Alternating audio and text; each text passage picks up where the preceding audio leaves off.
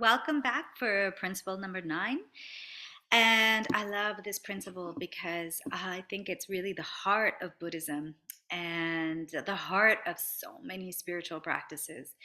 And it really is even what Bob Marley talks about, one love. So I'm going to read this quote. You can search throughout the universe for someone who is more deserving of your love and affection than you are yourself. And that person is not to be found anywhere. You yourself, as much as anybody in the universe, deserve your love and affection. And that is from Buddha. So, and I think when we really, really get this, is the part that changes everything. Because when we recognize that our own energy is the same as it runs through every other part of our planet, the cosmos, the universe. What is inside of us is inside of everything. And how whatever we do to anyone else, we actually are doing to the energy that's within us. So however we treat people, send people anger, give people something, we also are enlivening the spirit inside of us. And this is not a call to be saint, to be a saint. It's just a recognition that we can operate out of that one love, and that the most important thing is to be compassionate for ourselves, to find self compassion. That it's okay. It's okay where we have come, what we have gone through. We didn't know any better at some stage. When we do know better, then we have more responsibility. But we can forgive our past. We can forgive our wrongs. We can have compassion for those parts of ourselves, that the child that was hurt, the because we can see that child in everybody. Everybody had a child. Everybody was a child at one point in time. The innocence of a baby animal, a baby, um, a seedling. When we tap into the wisdom of that energy, we can help things grow. We can help that seedling grow. The deeper that we do become in this energy, we can feel through um, contemplation. We can even feel what that plant needs. I haven't gotten there. My mom has gotten there. She's got a green thumb. She knows. She's been on that path for a very long time. The gardeners. I have a lot of respect for gardeners that have know what their plants need, because they really are planting our world forward and keeping our world green spaced. Um, but sometimes we fall off of that. We fall off of this because we become insulated. And unfortunately, our world is becoming insulated. Our world is becoming more insulated, um, due to survival, due to lack of work, I mean, there's so many things that create lack in our existence. But lack has the opposite side. Lack is the opposite, is the abundance. So energy is free. Energy is free. How do we tap into free energy? So we're always talking about energy in the nuclear power plants and solar energy. What about this energy that's inside of us? We have this abundance of energy. It's inside of us.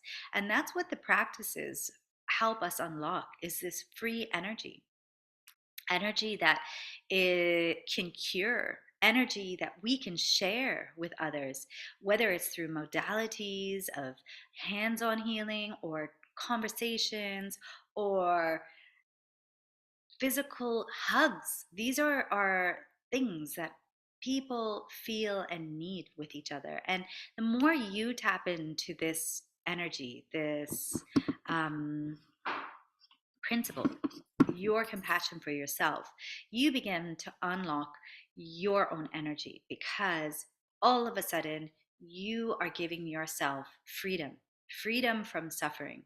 And that's what the Buddha really brought home to his disciples, was that we all suffer. We're all in places of suffering. But when you recognize that every human being is in a place of possible suffering, then you can lift yourself out of it. You can lift yourself out of it. And if you want to look at the Buddhist, how they did this, he created the noble truths. So the eight noble truths, I won't go into here because I don't know them exactly, but basically it's rules for right living, rules to make your life a better place, to make the world a better place. And the yogis have also the eight limbs of yoga, which I have a little video course on the eight limbs of yoga. That the first two limbs, the yamas and niyamas, also have ethical guidelines that help you inwardly and externally. And if you look at kind of all spiritual practices, they all actually do have ways that are we best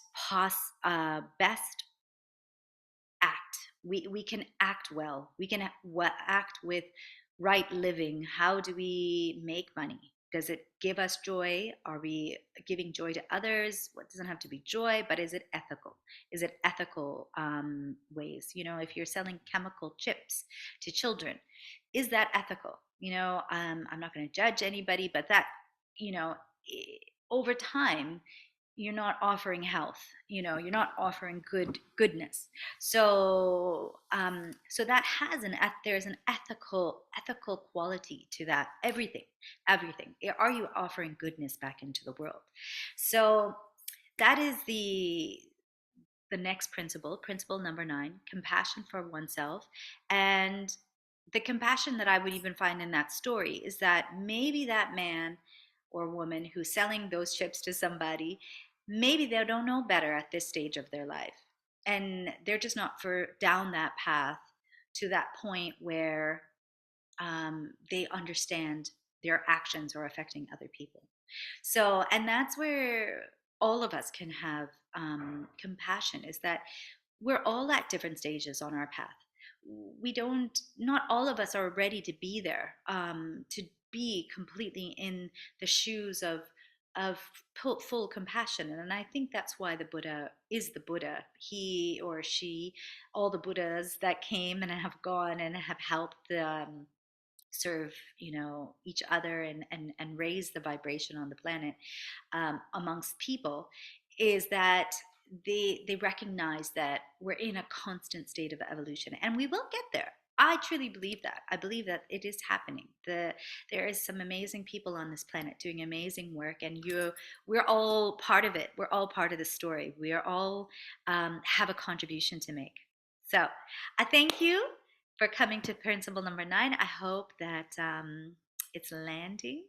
I would really ask for you to go within yourself and just see where are parts of yourself that you get down on yourself for not being good enough, not being doing enough, not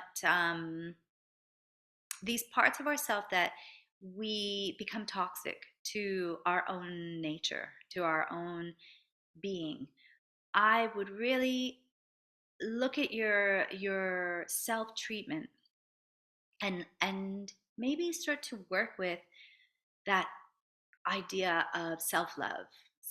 How can you give self love, not in a, you know, just in a very shallow way, but those deeper ways where you feel wounded inside and you wished maybe at that moment somebody was there to give you love and they weren't. um, and instead of giving yourself the love, maybe you put blame onto the people who weren't there.